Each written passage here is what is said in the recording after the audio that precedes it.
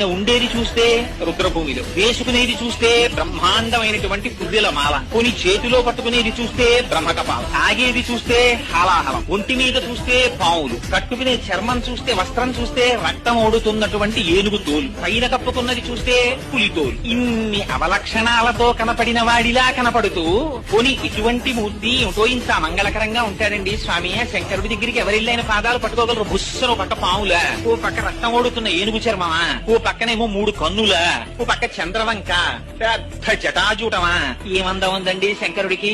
అదే మా స్వామి శ్రీ మహావిష్ణువు. మేఘశ్యామం పీతకౌసేయ వాసం శ్రీవత్సాంకం కౌస్తుభోద్భాసితాంగం పుణ్యోపేతం పుండరీకాయతాక్షం విష్ణుం వందే సర్వలోకైకనాథం. అంత అందగాడు కదా.